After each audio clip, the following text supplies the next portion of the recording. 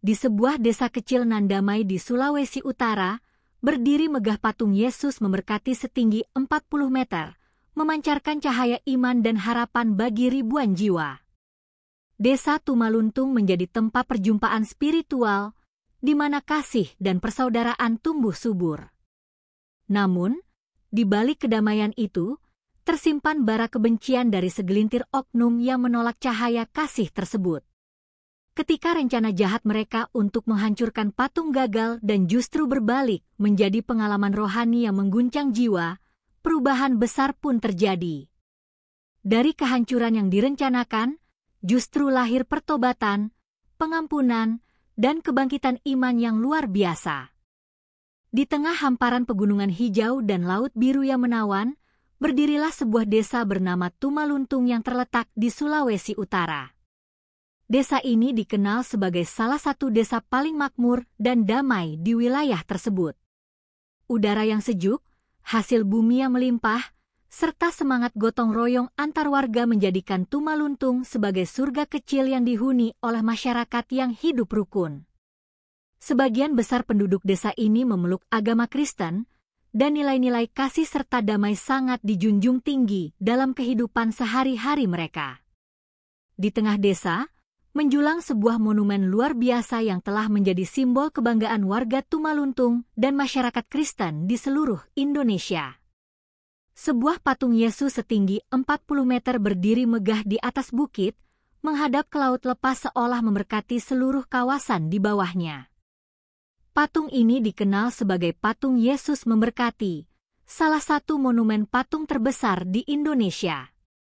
Dibangun dengan penuh cinta dan pengorbanan, patung ini menjadi lambang iman dan harapan.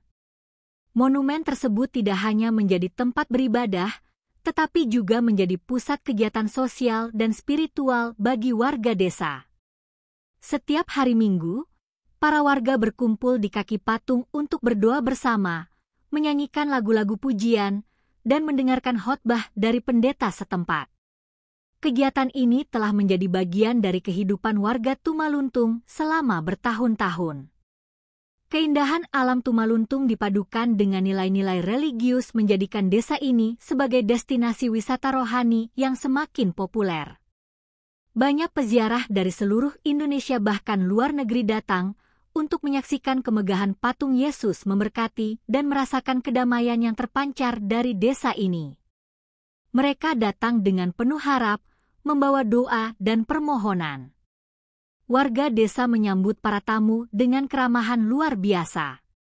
Rumah-rumah penduduk dibuka sebagai homestay, makanan khas daerah disajikan dengan penuh cinta, dan kisah tentang bagaimana patung Yesus itu dibangun seringkali menjadi topik hangat dalam obrolan. Semuanya terasa sakral, damai, dan penuh kehangatan. Desa Tumaluntung bukan hanya sekadar tempat tinggal, melainkan telah menjadi cermin dari nilai-nilai Kristen yang dijalankan dengan tulus.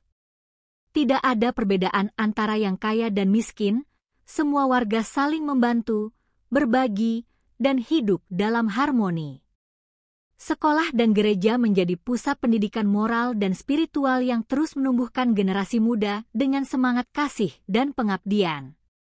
Sebagian besar rumah di desa ini memiliki salib kecil di depan pintunya, dan setiap pagi terdengar doa yang dipanjatkan dari rumah ke rumah. Anak-anak tumbuh dalam lingkungan yang penuh kasih dan pengertian, diajarkan untuk menghormati sesama dan menjaga lingkungan sekitar. Kehidupan di Tumaluntung terasa seperti kisah dalam kitab suci yang hidup. Tidak hanya karena patung Yesus yang berdiri megah, tetapi karena hati para warganya yang penuh dengan cinta kasih. Setiap langkah dalam kehidupan mereka seolah menjadi kesaksian nyata akan iman yang dijalankan dengan sungguh-sungguh. Namun, di balik keindahan dan kedamaian ini, masih tersembunyi bayang-bayang yang kelak akan mengguncang ketenangan Tumaluntung. Sebuah awal dari perjalanan panjang yang akan menguji keimanan dan kesetiaan para warga desa ini terhadap ajaran kasih yang mereka yakini. Sebuah awal dari kisah yang belum terungkap, tentang kekuatan iman yang tidak akan runtuh meski dihantam gelombang kebencian. Dan dari sinilah semuanya bermula, dari desa kecil yang damai, Di bawah naungan patung Yesus memberkati yang tinggi menjulang ke langit biru Sulawesi Utara. Patung Yesus memberkati di Tumaluntung tidak hanya berdiri sebagai struktur beton megah, melainkan telah menjadi magnet spiritual bagi ribuan peziarah. Setiap hari, pengunjung dari berbagai penjuru Sulawesi, bahkan dari pulau-pulau lain seperti Jawa dan Kalimantan, datang dengan niat yang sama, untuk berdoa, mencari kedamaian, dan mengagumi simbol kasih yang luar biasa ini. Tidak jarang pula terlihat turis asing yang datang membawa kamera, namun pulang membawa pengalaman batin. Gereja-gereja di sekitar desa mulai mengalami peningkatan jemaat. Suara lonceng gereja semakin sering terdengar, tidak hanya sebagai panggilan ibadah, tetapi juga sebagai simbol kebangkitan spiritual. Anak-anak muda mulai aktif dalam kegiatan gerejawi, dan banyak dari mereka yang mengikuti pelayanan sebagai pelayan altar, pemain musik, dan pengkhotbah muda. Kegiatan rohani di desa ini menjadi agenda tetap yang dinantikan. Setiap hari Jumat, diadakan doa malam bersama yang dipimpin oleh berbagai pendeta dari berbagai denominasi. Semua umat Kristen diundang tanpa membedakan latar belakang gereja mereka. Kebersamaan ini menciptakan ikatan batin yang kuat antar umat, menumbuhkan rasa persaudaraan sejati. Banyak warga desa yang dulunya jarang beribadah kini mulai rutin menghadiri gereja. Bahkan beberapa keluarga yang sebelumnya masih ragu untuk memeluk agama Kristen, perlahan-lahan mulai mendekatkan diri. Beberapa di antaranya telah dibaptis secara terbuka di kaki patung Yesus, menjadi momen yang menyentuh hati banyak orang. Media sosial turut memainkan peran penting dalam menyebarluaskan keindahan dan makna dari patung Yesus memberkati. Foto-foto patung diiringi kalimat rohani seringkali viral, menyentuh hati banyak orang yang bahkan belum pernah menginjakan kaki ke Tumaluntung. Kesaksian dari para peziarah pun mengalir, menceritakan bagaimana mereka mengalami mujizat setelah berdoa di tempat itu. Pemerintah daerah mulai memberikan perhatian lebih dengan memperbaiki akses jalan menuju lokasi patung. Rest area, kios cenderamata, serta pusat informasi dibangun untuk menyambut para pengunjung. Meskipun demikian, nuansa sakral tetap dijaga. Tidak ada izin untuk membangun fasilitas hiburan yang bisa mengganggu kehusyukan suasana.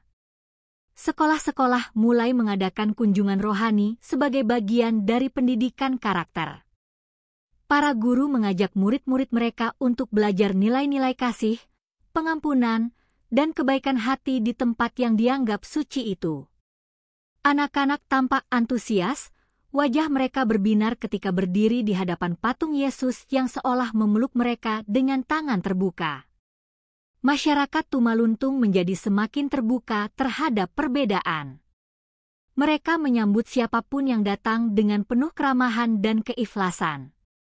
Tidak sedikit yang kemudian memutuskan untuk tinggal lebih lama di desa ini, bahkan membeli tanah untuk membangun rumah, karena merasa damai yang luar biasa. Patung Yesus memberkati telah menjadi bukan hanya simbol keimanan, tetapi juga mercusuar kedamaian. Ia menjadi saksi bisu dari perubahan-perubahan rohani yang berlangsung di hati ribuan orang.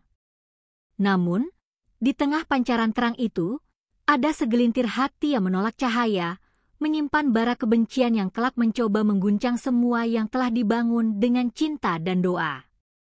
Di balik senyum hangat dan doa-doa yang bergema setiap pagi di Tumaluntung, terdapat sebuah bayang yang perlahan tumbuh. Tidak semua hati dapat menerima perubahan yang begitu cepat dan mendalam. Di antara para pendatang yang datang mencari damai, ada juga mereka yang membawa kegelisahan, kecemburuan, dan niat tersembunyi. Salah satunya adalah seorang pria bernama Rano. Ia datang dari kota, mengaku sebagai peneliti budaya dan spiritual.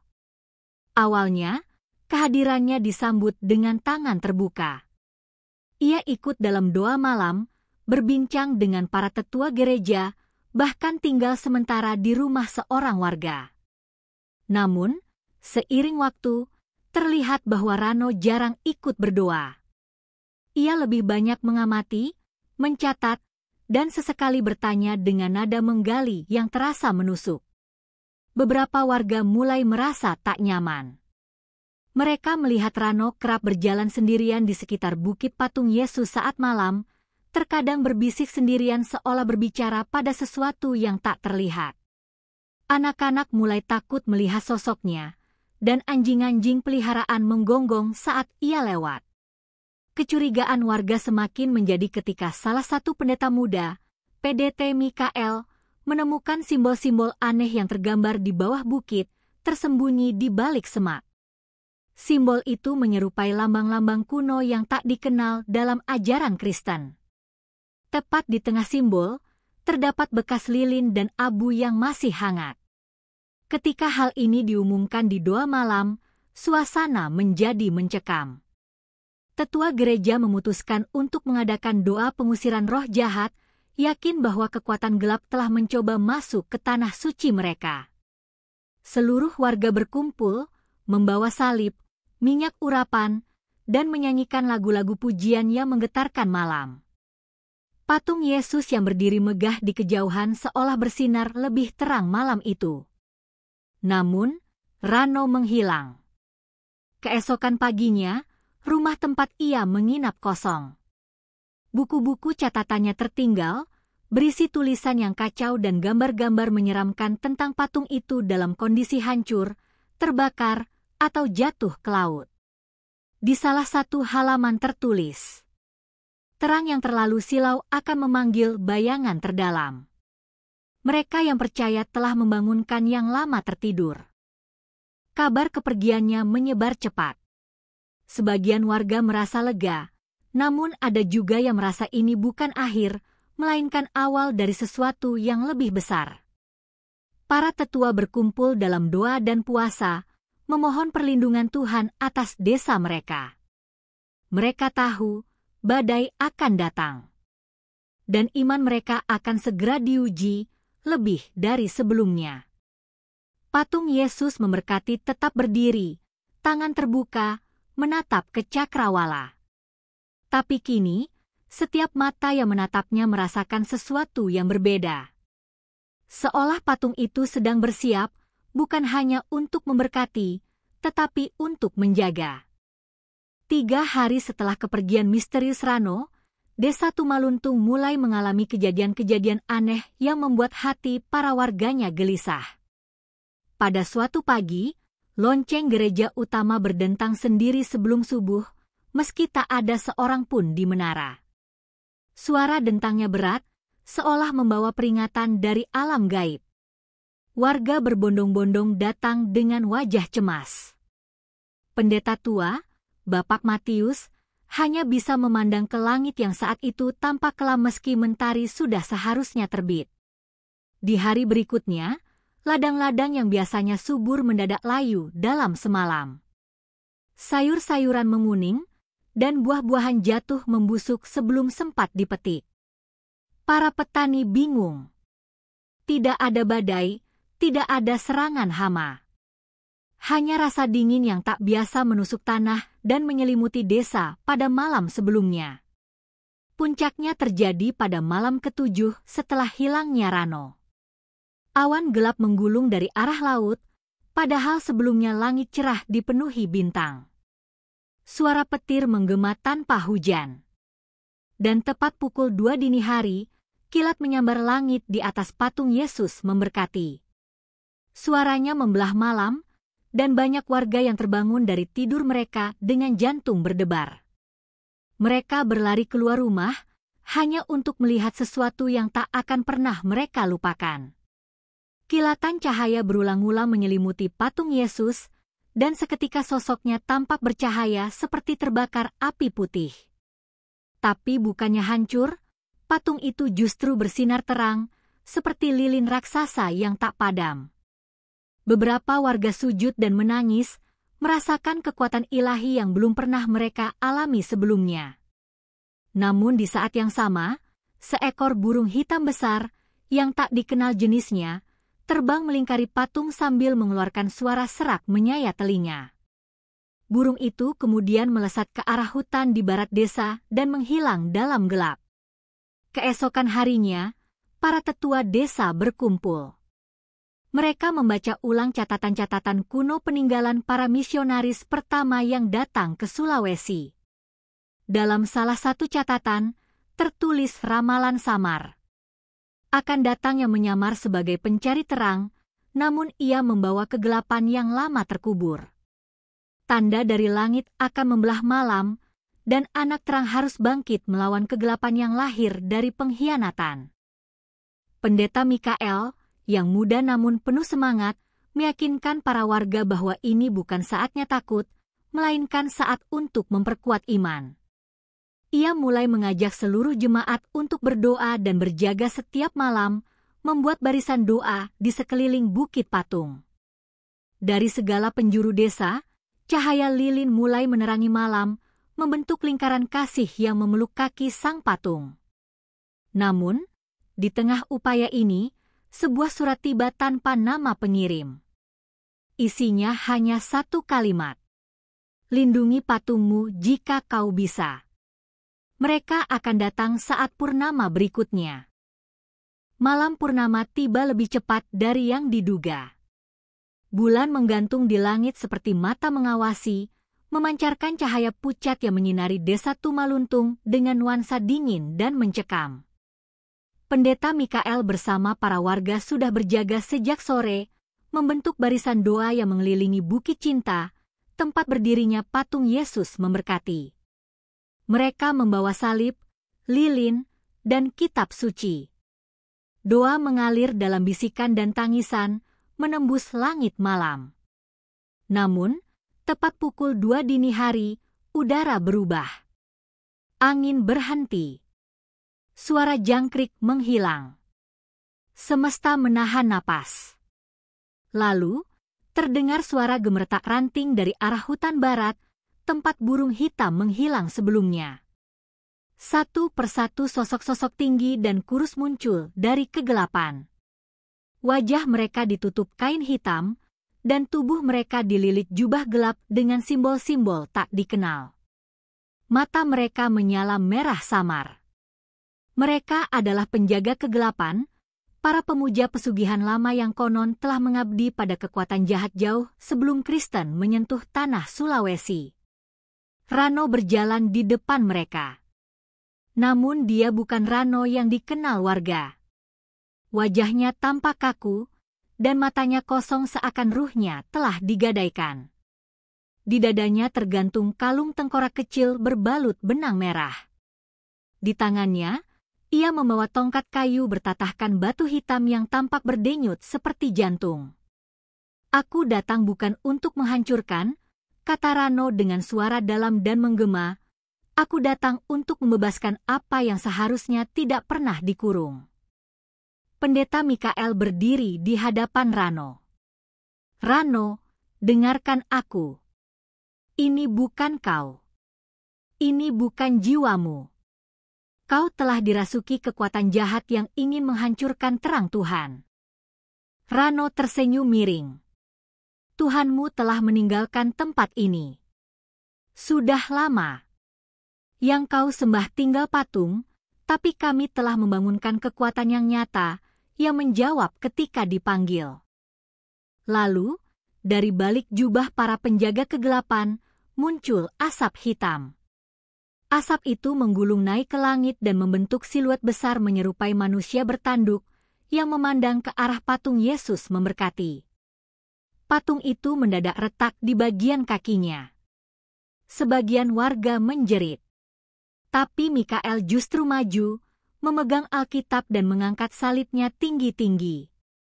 Dalam nama Yesus Kristus, aku usir semua roh jahat dari tempat ini.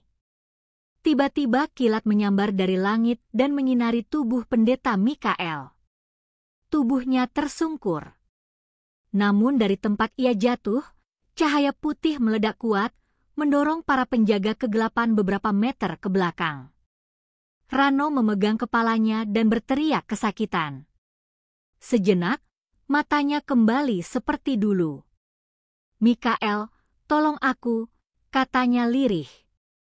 Namun dalam sekejap, bayangan hitam menyelimuti tubuhnya lagi, dan ia kembali menjadi sosok mengerikan yang mengangkat tongkat hitam ke udara. Mulailah penghancuran. Tumbangkan patung itu, dan biarkan darah mengalir di tanah ini. Warga desa berteriak, tetapi tetap bertahan.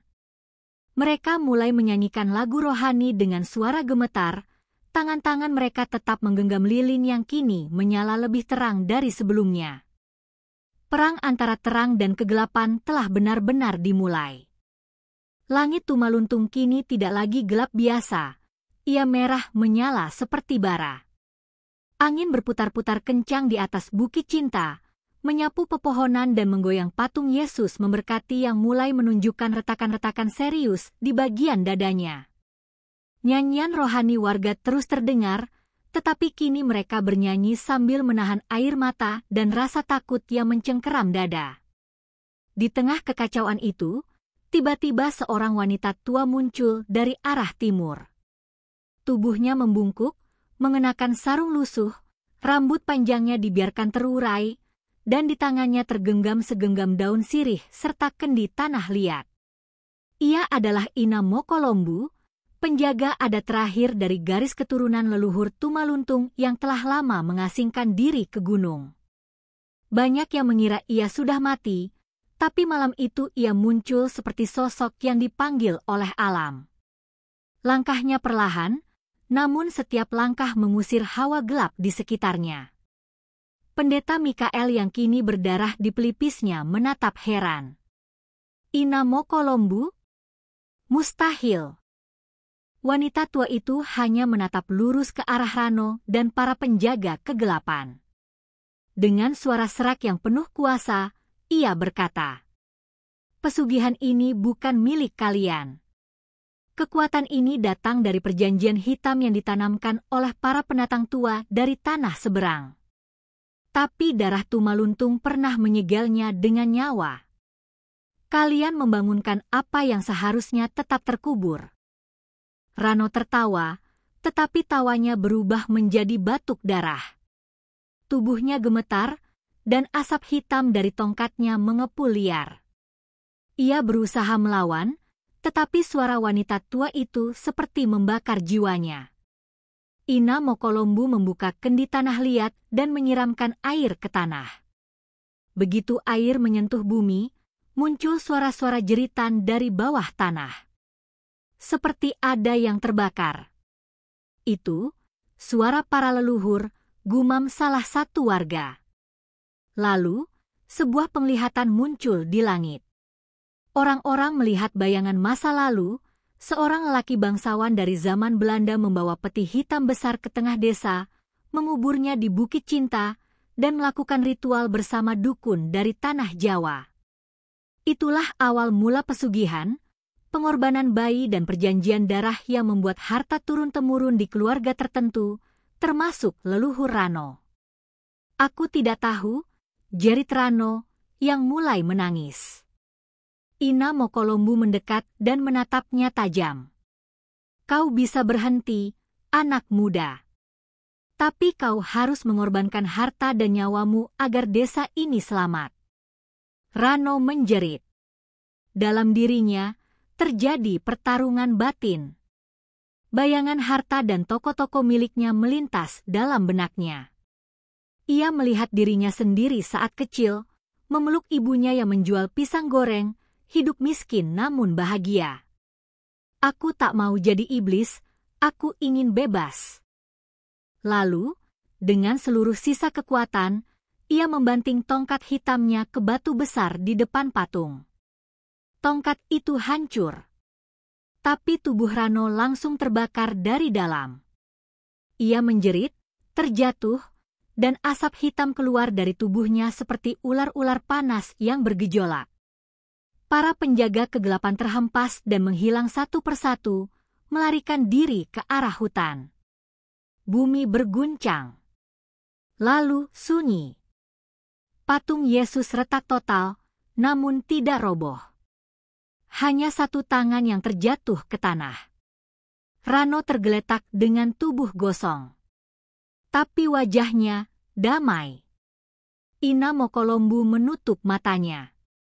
Pengorbanannya telah menyegel ulang kutukan itu. Tapi hanya untuk sementara. Pendeta Mikael bertanya pelan, "Apa maksudmu?" Wanita tua itu menatap ke arah warga desa dan berbisik, "Pesugihan tidak pernah benar-benar mati. Ia hanya tidur. Sampai ada yang kembali membangunkannya dengan keserakahan. 3 hari setelah malam pemakaran tongkat, Tumaluntung tidak lagi sama. Langit seolah kelabu permanen, bahkan saat matahari bersinar. Angin yang berhembus dari laut membawa aroma anyir darah dan dupa terbakar. Warung-warung tutup, toko-toko Rano dibiarkan kosong, dan warga memilih berdiam diri di rumah sambil memandangi api lilin. Desa itu seperti dikunci oleh rasa takut. Rano telah dimakamkan secara sederhana di tanah tinggi dekat Bukit Cinta, diiringi hujan gerimis dan hanya 5 orang pelayat. Anehnya, meski tubuhnya hangus, wajahnya utuh, tenang, seakan ia akhirnya bebas dari beban puluhan tahun. Namun, kedamaian itu semu.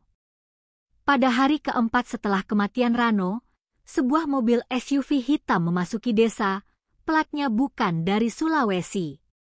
Mobil itu berhenti tepat di depan balai desa. Dari dalam keluar seorang pria berjas rapi, koper hitam di tangan kiri, dan wajah seperti bukan orang sembarangan. Namanya Felix Manuputi, seorang pengacara spiritual dari Jakarta. Tapi bukan sembarang pengacara, ia mewakili jaringan firma hukum misterius bernama Triwarna Legal Okcultum, dikenal di kalangan terbatas sebagai juru bicara harta-harta tidak biasa. Di balai desa, Felix duduk dengan tenang di hadapan kepala desa, beberapa perangkat desa, dan tokoh masyarakat. "Saya datang membawa pesan terakhir dari klien saya, almarhum Rano Tama," ucapnya seraya membuka mat coklat dan meletakkannya di meja. Kertas-kertas di dalamnya berwarna kekuningan, sebagian sudah menghitam di tepi. Ini adalah kontrak darah. Ditandatangani oleh Rano pada tahun 2005 di Gunung Kawi, dan diperbarui terakhir kali pada tahun 2013 di bawah Karaeng. Semua menatap bingung. Felix menunjuk pada sebuah bagian dalam kontrak yang tertulis dalam aksara Jawa kuno dengan tinta merah tua. Dalam perjanjian ini, Rano tidak hanya menyerahkan dirinya sebagai tumbal utama. Ia juga membuat 13 subkontrak kepada pengikut atau pewaris tidak langsung. Kepala desa langsung pucat. "Maksud Anda, ada orang lain yang terlibat?" Felix mengangguk pelan. "Ya. Siapapun yang menerima uang dari toko Rano, yang bekerja dan digaji dari usaha hasil pesugihan, yang menerima beasiswa dari yayasan fiktif milik Rano, secara tidak sadar sudah ikut terikat dalam kontrak ini. Dan harta yang mereka nikmati sekarang harus dibayar." Ia kemudian membuka satu berkas tambahan, daftar nama yang membuat ruang balai desa mendadak terasa mencekam. Ada nama-nama yang sangat dikenal, Togar, pemuda desa yang kini membuka bengkel. Ibu Nani, mantan kepala warung makan. Bahkan nama anak-anak muda yang dulu ikut program magang Rano juga ada. Beberapa orang langsung berdiri, panik. "Anakku pernah kerja di sana. Tapi cuma 3 bulan. Felix menatap mereka datar. 3 menit pun cukup. Jika mereka pernah mendapat bagian dari harta kotor itu, artinya ada keterikatan. Di luar balai desa, suara gonggongan anjing menggema. Kabut mendadak turun, padahal belum malam. Felix berdiri dan melangkah menuju jendela, memandangi arah Bukit Cinta. Rano sudah membatalkan sebagian kontraknya saat ia membakar tongkat. Tapi sisa hutang masih berjalan. Dan dalam tradisi pesugihan tingkat tinggi, jika pemilik kontrak utama mati tanpa pewaris langsung, sistem akan menagih kepada siapa saja yang pernah disentuh hartanya. Ia lalu mengeluarkan selembar kain kecil dari kopernya. Di kain itu ada bekas darah beku dan simbol segitiga terbalik dengan mata satu di tengahnya. Jika dalam 7 hari tidak ada pengembalian atau pengorbanan, maka kutukan akan jatuh. Dan kali ini tidak hanya 1 orang, bisa 7, bisa 13. Tergantung siapa yang dulu menerima paling banyak. Semua terdiam. Kepala desa meneteskan keringat. Apa yang harus kami lakukan? Felix memutar tubuhnya perlahan. Tatapannya tajam dan nadanya kini rendah, nyaris seperti berbisik. Pilihannya hanya 2, kembalikan harta yang belum terbayar, atau biarkan darah kalian diambil sebagai pelunasan. Ia meletakkan map itu di meja, lalu pergi meninggalkan ruangan. Di luar, anjing-anjing masih menggonggong, dan kabut makin pekat seperti tirai neraka perlahan turun menyelimuti Tumaluntung.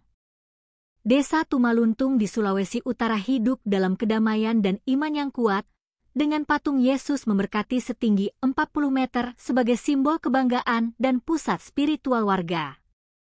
Patung ini menarik ribuan peziarah, menghidupkan kegiatan gereja dan memperkuat kasih antar umat, namun juga memicu rasa iri dan kebencian dari kelompok kecil yang fanatik.